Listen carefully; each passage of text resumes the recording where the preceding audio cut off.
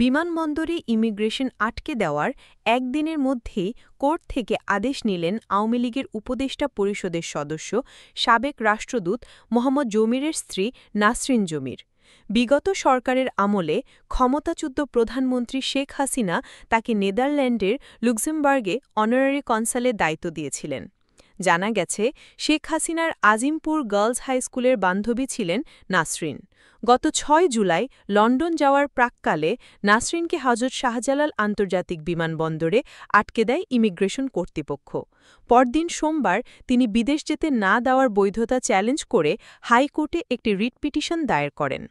Writ আবেদনে স্বরাষ্ট্র সচিব, ঢাকার ডিসি, পুলিশের আইজি, পাসপোর্ট ও ইমিগ্রেশনের মহাপরিচালক, বিমানবন্দর থানার ওসি ও পুলিশের বিশেষ শাখার ইমিগ্রেশন ইনচার্জকে পার্টি করা হয়। অ্যাটর্নি জেনারেল অফিস সূত্র জানিয়েছে, ৭ জুলাই সকালে রিট পিটিশন দায়ের করা হয়। একই দিন এটি বিচারপতি মোহাম্মদ আকরাম হোসেন চৌধুরী ও বিচারপতি ফয়েজ আহমেদের সমন্বয়ে গঠিত হাইকোর্টের ডিভিশন বেঞ্চে শুনানির জন্য রিটটি কার্যতালিকাভুক্ত হয় এবং একই দিনে শুনানি করে আদেশ প্রদান করা হয়। এটা একটা নজিরবিহীন ঘটনা বলে আইনজীবীরা জানান। পিটিশনারের পক্ষে শুনানি করেন অ্যাডভোকেট মোহাম্মদ আনিসুল হাসান। অপরদিকে স্বরাষ্ট্র সচিব ও আইজিপি সহ সরকারের ৬ জনের পক্ষে শুনানি করেন deputy attorney general Mohammad Mahfuzur Rahman Milon, deputy attorney general Khan Ziaur Rahman, সহকারী অ্যাটর্নি জেনারেল আল ফয়সাল সিদ্দিকী, সহকারী অ্যাটর্নি জেনারেল মোহাম্মদ এমদাদুল হানিফ, সহকারী attorney general K M Rezaul Firoz Rintu ও সহকারী অ্যাটর্নি জেনারেল আশরাফুল আলম। শুনানি শেষে হাইকোর্ট তার আদেশে কেন আবেদনকারীকে বিদেশে যাওয়া থেকে বিরত রাখা বেআইনি ঘোষণা করা হবে না মর্মে কারণ দর্শনের জন্য রুল জারি করেন। এ রুল নিষ্পত্তি না হওয়া পর্যন্ত রিটকারী নাসরিনকে বিদেশে যাওয়া ও দেশে ফিরে আসার বিষয়ে বাধা না দেওয়ার নির্দেশনাও দেন হাইকোর্ট। রিট আবেদনকারীর আইনজীবীকে বিশেষ বার্তাবাহকের মাধ্যমে নিজ খরচে এই নোটিশ সরকারের উক্ত দফতরগুলোতে পৌঁছে দেওয়ারও নির্দেশ দেওয়া হয় হাইকোর্টের আদেশে।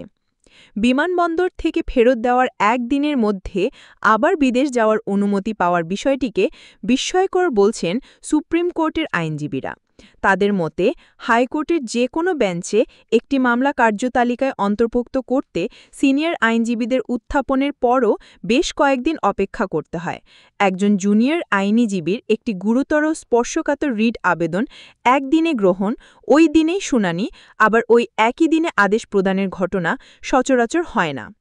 একই দিনে রিট দায়ের, আবার একই দিনে শুনানি এবং আদেশ প্রদানের বিষয়ে সুপ্রিম কোর্ট আইনজীবী সমিতির সভাপতি ব্যারিস্টার মাহবুব উদ্দিন খোকন আমার দেশকে বলেন, সাধারণত গুরুত্বপূর্ণ মামলা হলে অ্যাটর্নি জেনারেলের কার্যালয় গুরুত্বের সঙ্গে শুনানিতে অংশ নেয়।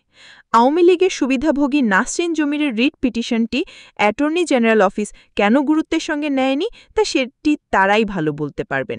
বিষয়টি সংশ্লিষ্ট আদালতের রাষ্ট্রপক্ষের আইনজীবীদের সঙ্গে কথা বলতে চাইলে তারা কোনো মন্তব্য করতে রাজি হননি।